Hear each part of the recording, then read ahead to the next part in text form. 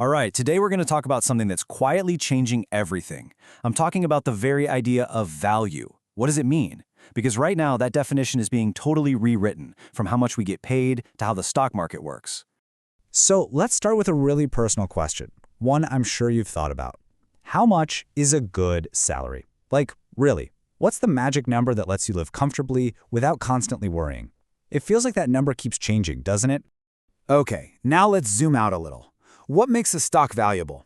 You know, the classic answer is profits, cash flow, solid fundamentals. But is that the whole story anymore? Or is something else going on? And here's the thing, these two questions, your salary and a stock's value, they're actually way more connected than you'd ever guess. So let's get real for a minute.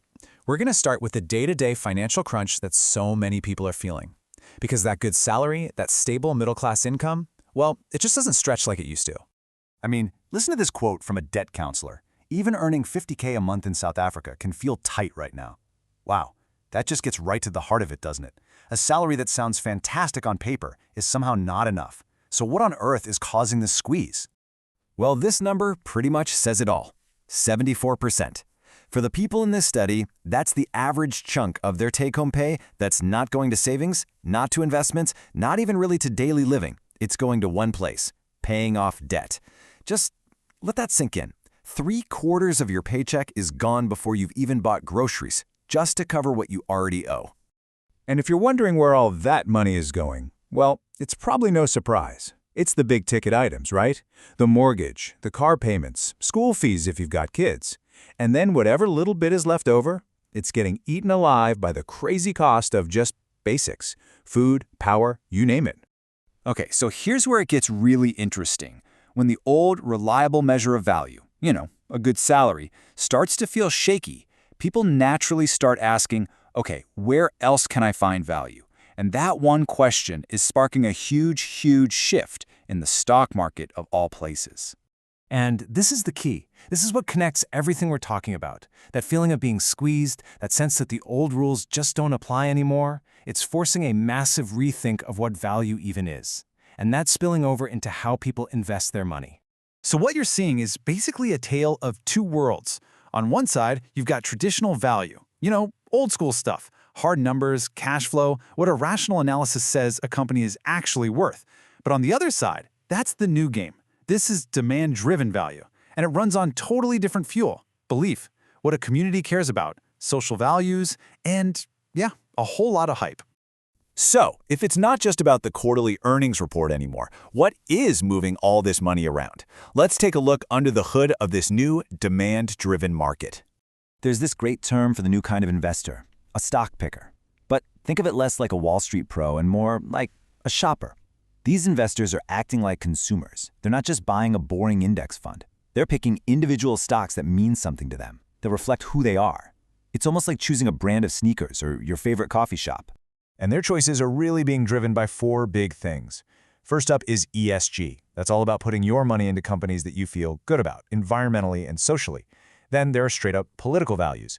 We also have this wild thing called the retail premium. That's basically when a whole army of small investors can push a stock's price up just through sheer numbers.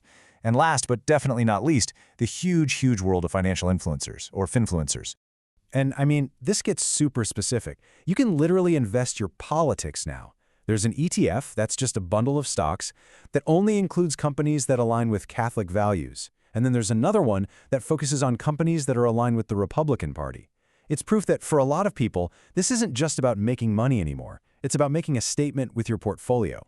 But look, beyond all these organized values, politics, ESG, whatever, there's another driver, one that's way more chaotic, way more powerful. It's that feeling of FOMO, that need to be part of something big. It is, in a word, hype. And let me show you hype in action. This right here is a tweet from a guy named Ryan Cohen. He's a huge deal in the meme stock world. The company in question? Bed Bath & Beyond. And at the time, let's be honest, they were not doing well financially. But that didn't matter. The fundamentals didn't matter. All that mattered was this cryptic tweet. Just look at how insane this timeline is.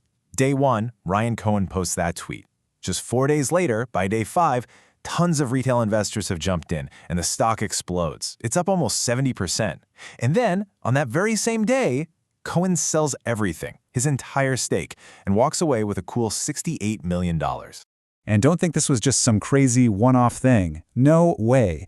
As the financial writer Matt Levine points out, this is a real phenomenon now. Stocks with a huge online following can just trade way, way higher than their fundamentals suggest they should. It's like the hype itself becomes a tangible asset. Which, of course, creates a giant headache.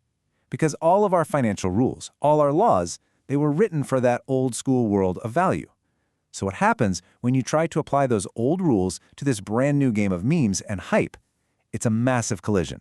See, the bedrock of securities law is pretty straightforward, really. You've got rules that basically say you can't lie about important facts. You can't make up fake numbers or hide terrible news about your company to manipulate the stock price. It's all about facts. And this is where the system just breaks down. Look, if you lie about your company's profits, does it move the market? Yes. Is it illegal fraud? Absolutely yes. But what about posting a weird tweet or an emoji? We just saw that can also move the market in a huge way. But is it fraud? That's the billion-dollar question mark right there. And that's the whole problem in a nutshell, isn't it? Hype can crash a stock just as badly as a fake earnings report. The end result for a regular investor can be exactly the same. They lose a ton of money. But the cause is so different, and the law just wasn't built for this. It's completely stumped. So it leaves us with this massive, blurry question. In a market that runs on belief, on community, on pure hype, what's the real difference between just being an influencer and committing fraud? Where do you draw that line? Because figuring that out, well, that's going to define the new rules of value for all of us.